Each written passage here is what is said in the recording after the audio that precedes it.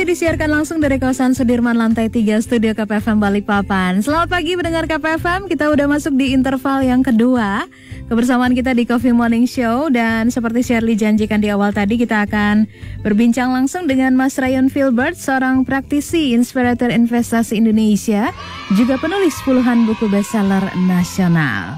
Langsung saja Shirley sapa. Selamat pagi Mas Ryan. Iya, selamat pagi Mbak Shirley. Selamat pagi kepada seluruh pendengar KP dimanapun Anda berada. Apa kabarnya Mas Ryan? On the way dalam perjalanan, baik luar biasa.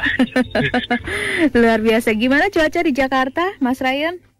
Cerah sekali, mantap ini. Semoga sampai malam. Amin, amin, amin. Sebaliknya, kalau di Balikpapan nih, mendung aja dari kemarin-kemarin. Bahkan hujannya dari subuh. Mas Ryan, ini tema kita hari ini menarik tapi lumayan pusing juga. Ada pusing, bukan selalu begitu. Tapi nggak ada salahnya ya, karena kita nih di awal tahun gitu ya. Kalau dari kacamatanya seorang praktisi keuangan, investasi gitu, gimana Mas Ryan untuk prospek ekonomi di Januari 2022. Pokoknya tahun inilah, tahun 2022. Gimana Mas? Oke, so for outlook gitu ya, baik. Sebenarnya kalau kita perhatikan di Indonesia sendiri, semakin hari semakin baik dan mungkin menuju ke arah pulih ya. Kalau saya dapat katakan seperti itu ya. Alhamdulillah. Dengan syarat dan ketentuan yang berlaku gitu ya. Pertama ya semoga kan memang ada informasi bahwa akan ada lonjakan dari COVID dengan varian baru Omicron. Di Februari. Betul, di Februari. Nah, semoga ini terkendali. Katanya sih nggak galak Omicronnya. Nggak galak. Om saya kali ini malah kena COVID, dari kemarin malah nggak pernah. Tetap harus waspada ya. Betul. Pada akhirnya sebenarnya dibilang nggak galak, tapi kalau kena ya lumayan juga pasti gitu ya. Ada perasaan ngilu badannya, lalu juga batuknya juga cukup parah seperti itu menurut pengakuan beliau ya. Dan sudah melewati tahapan yang kritisnya, katanya sudah terlewati dengan isolasi mandiri seperti itu. Nah, apa sih sebagai satu poinnya adalah kalau bukan masalah perkara itu penyebarannya, tapi adalah masalah pengetatan dari ruang gerak kita. Jadi kalau misalnya kita nanti PPKM-nya tiba-tiba dinaikkan kembali gitu ya, itu akan kembali memperlambat yang namanya roda keuangan loh. Betul. Karena uang beredarnya, orang jadi nggak berani, spending power-nya turun, dan pertumbuhan ekonomi itu akan pernah terjadi kalau orang tidak membelanjakan uangnya. Iya. Jadi seperti awal-awal COVID gitu ya, Mas Ryan? Betul. Jadi yang pertama awal itu benar-benar kan kita sampai kayaknya nggak tahu mau ngapain ya. Mau keluar ya kok bingung, kalau mau di rumah lah terus gimana caranya kita bisa bekerja, kan begitu ya. Betul. Nah, kalau mulai hari ini sih orang sudah mulai rada-rada biasa, artinya meeting online itu sudah mulai menjadi sesuatu yang nggak terlalu bingung, ngomongin Zoom, Meet, Teams itu udah paham gitu. Kalau 3-4 tahun yang lalu saya ngajak Google Meet teman saya gitu dari luar negeri atau dari kota yang berbeda, kayaknya ada yang kurang nih kalau nggak duduk satu meja gitu. Iya, betul. Hari ini sudah pulih atau teradaptasi lah boleh dibilang. Jadi kunci dari 2022 ini sebenarnya adalah jangan ada lagi yang namanya pengetatan. Oke, nah itu satu pertama dari situ. Nah, yang kedua sebenarnya kenapa kemungkinan besar juga kita ada potensi pemulihan. Ini tergantung nanti bagaimana respon pemerintah juga ya. Ada satu fenomena yang menarik. Kalau kita membandingkan Amerika dan Tiongkok. Iya. Nah, tiba-tiba langsung lompat nih. Ini mulai mikir nih. Kalau yang tadi kan PPKM tuh biasa. Bahasanya kayaknya tiap hari udah denger, udah bosen. Nah, ini kita kan harus topik yang mungkin harus tambah informasi. Jadi sebenarnya 2020-2021 pola Amerika itu keuangannya itu secara iklim investasi boleh dibilang orang malah jadi lebih happy melewati 2020-2021. Kenapa? Amerika itu pecah rekor terus. Boleh dibilang sebenarnya orang-orang banyak yang parkirkan uang di Amerika. Iya. Nah, di 2022 ini ada satu informasi bahwa Amerika akan melakukan pengetatan, yaitu yang namanya isu tapering. Nah, isu tapering ini akan membuat permainan atau game plan yang selama ini sudah ada, membuat orang menjadi khawatir mungkin Amerika akan turun. Satu, di sana, apa hubungannya? Belum ada. Kalau misalnya kita ngekat sampai situ saja, kemungkinan besar adalah Indonesia akan mengalami penurunan dari segi investasi. Kenapa? Karena dari 2020-2021 indeks harga saham gabungan kita sebenarnya sudah pulih loh. Iya. Dimana kita bilang gini loh, kok ekonomi belum pulih, kok saham-saham indeksnya sudah pada balik ya? Harusnya kan turun juga dong, kan begitu ya. Nah, ini mungkin dampak dari hot money yang masuk diakibatkan karena adanya pelonggaran keuangan yang ada di Amerika. Oke. Jadi kita ambil sampai situ. Nah, sekarang saya akan tambahkan informasi dari Tiongkok. Jadi 2021 Tiongkok ini melakukan pengetatan habis-habisan dengan industri financial teknologinya dan juga startup gajahnya. Wow. Pasti pernah dengar nama yang namanya Jack Ma dibandingkan nama Ryan lah. Iyalah. Jack Ma ya. Nah, jangan gitu banget, Mbak. Namanya juga di Indonesia. Saya mau senang atau sama dia.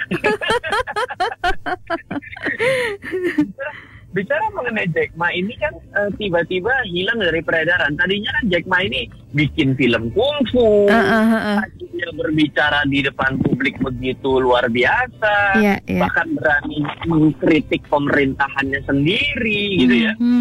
Ini terjadi pengetatan, sehingga boleh dibilang ada satu perhelatan besar dari Jack Ma, yaitu adalah M. Jadi dia punya satu company yang mau di IPO-kan. Oke. N Financial itu dibatalkan loh di Tiongkok. Tidak boleh melakukan IPO di luar negeri. Kenapa tuh, Mas?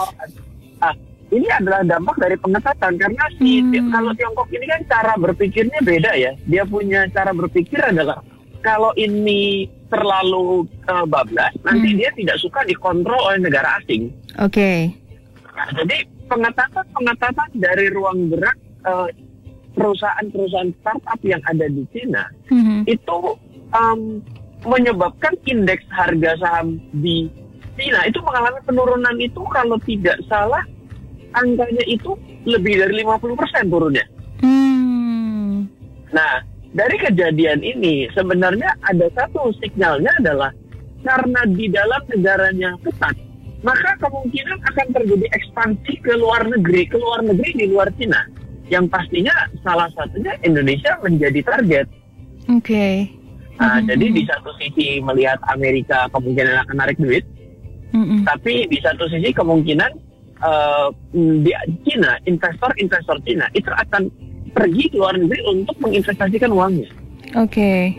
Nah, jadi kalau kita lihat dari luar negeri, dari dua gajah di dunia ini kan boleh dibilang raksasa finansial dalam negara itu kan isinya adalah Amerika dan Tiongkok sekarang lagi duel gitu toh. Iya. Nah, jadi sebenarnya boleh dibilang bagi negara Indonesia ini satu ada berita baik, satu ada berita buruk. Ya akhirnya cukup berimbang di sana. Jadi sebenarnya kalau kita nanti tanyakan kembali dengan prospek 2022, sebenarnya di Indonesia ini juga kita perlu melihat sebenarnya respon dari pemerintah itu seperti apa. Iya.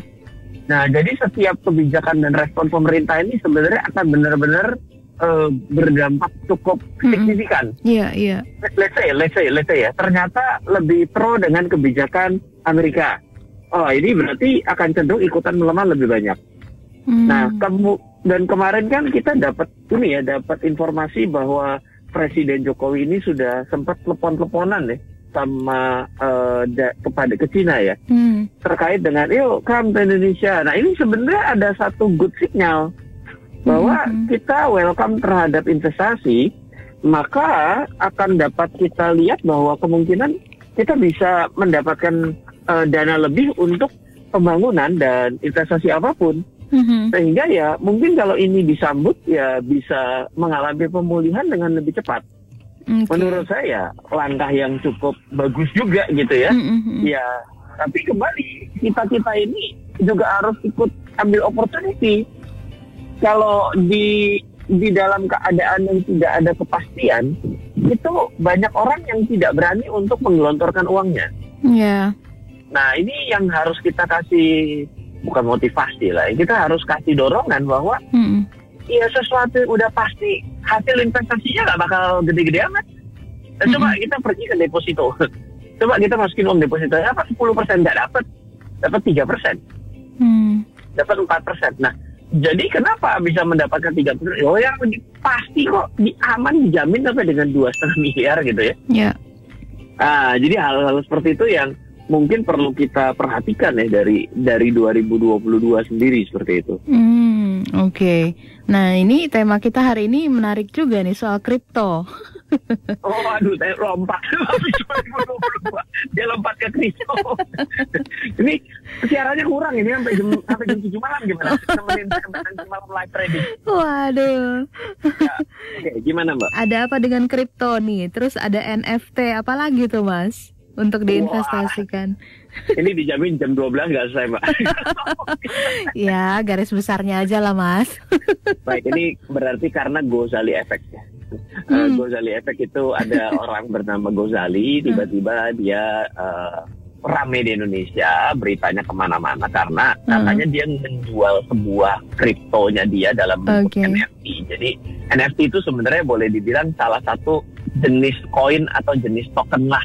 Oh kan iya. Kita udah kenal Bitcoin, udah kenal yang namanya Ethereum, Binance Coin, USDT. Nah ini ada satu lagi dia bikin namanya token Ghazali misalnya. Jadi token Ghazali ini mungkin bukan satu biji tapi ada cukup banyak karena token-token ini dia masukkan gambar foto selfie-nya. Waduh. Jadi Mas Ghazali ini mungkin sepertinya mirip Andy Lau kali ya. Jadi dia foto-fotonya dimasukkan gitu. Dan dia sudah lakukan ini bukan 1 tahun tapi menahun. Jadi kalau tidak salah dari 2016 atau 2017. Setiap hari dia foto selfie dan dia jadikan sebuah token. Kalau koin kan berarti sebagai mata uang. Ini token. Dijual di dalam sebuah situs blockchain, marketplace blockchain untuk khusus ngurusin token-token kayak gini yang sifatnya mungkin unik. Misalnya kemarin sebelum dari Mas Ghazali itu Princess Syahrini. Ini pecah rekor ya. Syahrini kalah maju mundur cantik sama seorang bernama Ghazali. Ini kan pecah rekor di Indonesia. Dia bikin token juga, NFT juga gitu. Nah, jadi yang namanya token ini akhirnya bisa dijual. Jadi kalau ada orang yang berminat ngerasa bahwa keren banget ya token berfoto selfie-nya Mas Ghazali pada tanggal 17 Agustus 2021 karena dia menghadap langsung kepada istana di depan televisi. Mungkin begitu ya. Oh bagus nih, ayo deh. Ini saya beli sebagai koleksi saya. Dan bisa kita jual lagi. Dan kebetulan ada salah satu fotonya Mas Ghazali ini yang nilainya miliaran.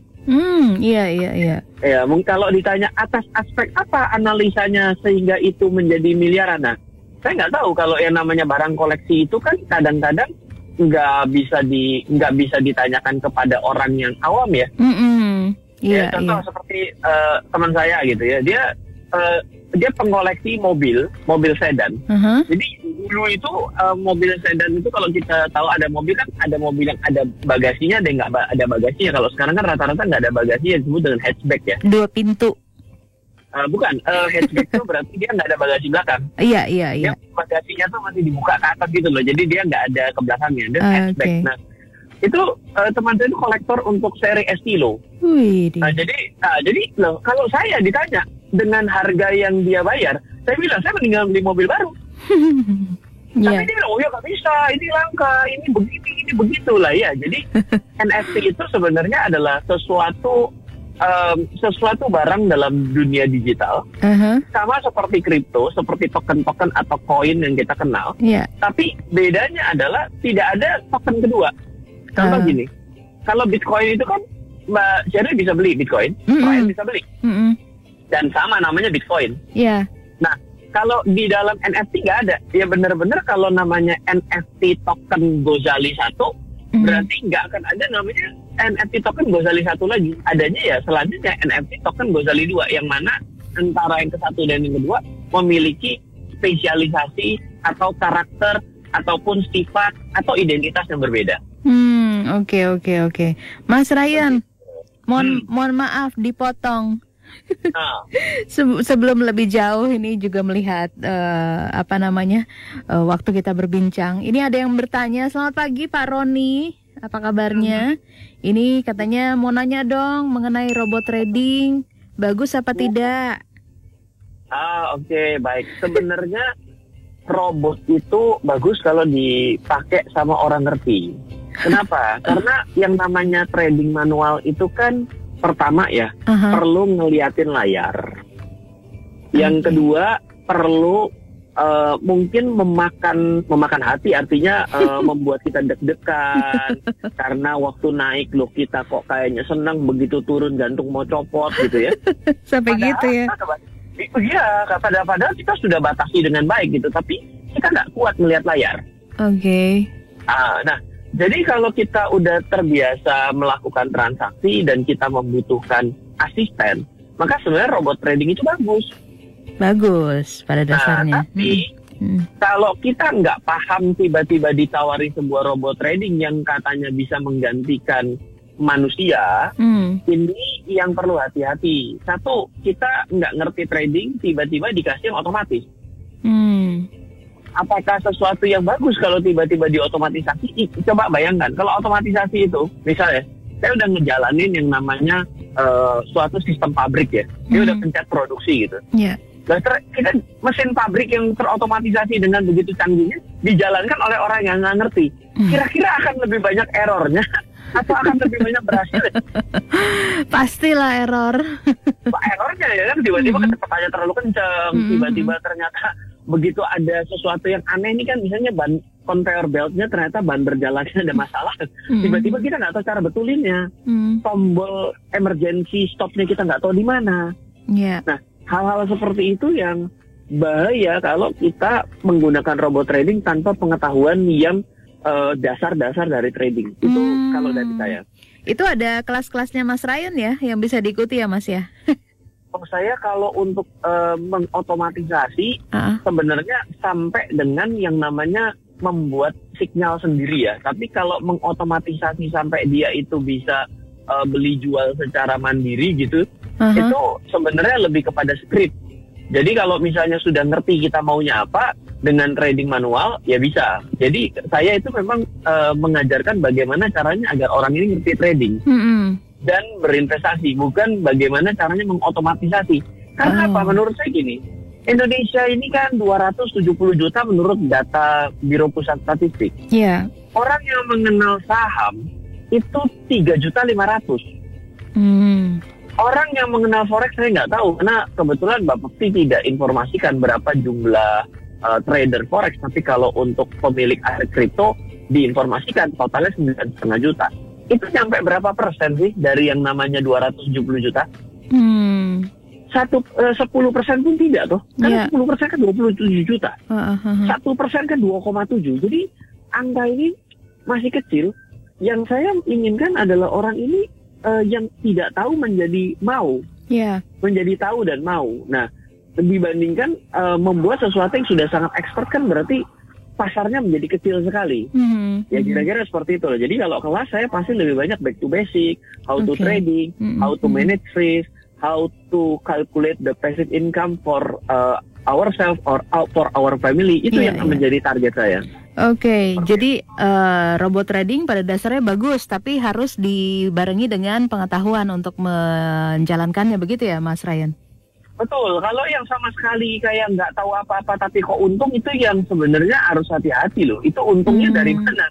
Untung dari robotnya benar karena marketnya dia bisa trading at the market, atau ternyata dia adalah pengkondisian pasar melakukan suatu transaksi bohong, transaksi yang tidak sebenarnya. Itu kan berarti mengarahnya ke penipuan ya. Nah, ya kalau ke penipuan kenapa? Ya kita akan berakhir dengan baik-baik saja. Iya. Jarang ya orang ditipu dan bilang, aduh untung saya ditipu. Pernah dengar? Oke, atau ini perlu sesi khusus juga robot trading nih ya Mas Ryan? Pastinya. Boleh. Lagi ngetren tapi banyak yang juga yang belum paham gitu ya.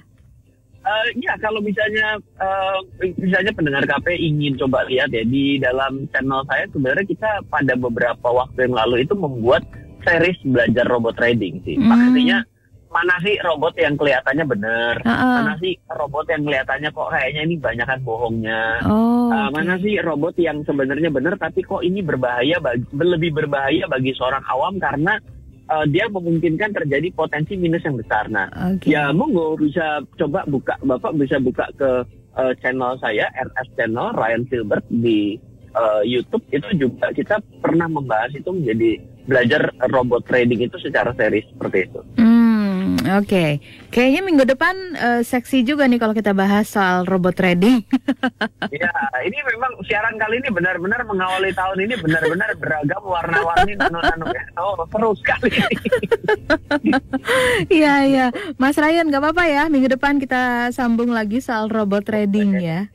Oke, Pak Roni, terima kasih untuk pertanyaannya. Terus stay tune di KPFM. Mas Ryan, thank you untuk pagi ini. Mohon maaf, waktu kita terbatas. Sukses aktivitasnya, Mas.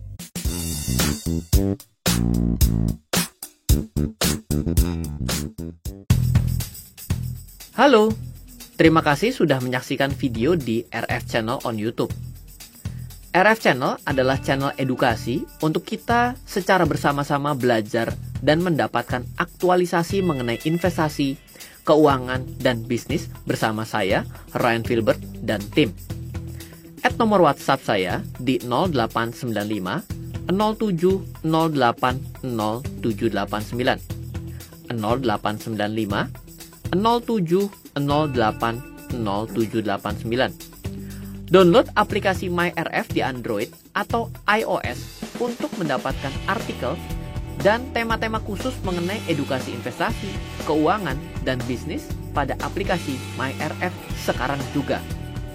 Setiap bulan, saya bersama dengan tim memiliki kelas, mulai dari belajar trading dengan analisa teknikal, yang strateginya bisa Anda terapkan pada seluruh market, mulai dari saham, forex, hingga cryptocurrency, atau kelas investasi saham bernama Fundamental Camp. Untuk mengetahui kelas lainnya dan bertanya mengenai kelas, hubungi tim sekarang juga di 0852 882 6187. Sekali lagi, 0852 882 6187. Semoga terus bermanfaat. Dari saya Ryan Filbert, salam investasi untuk Indonesia.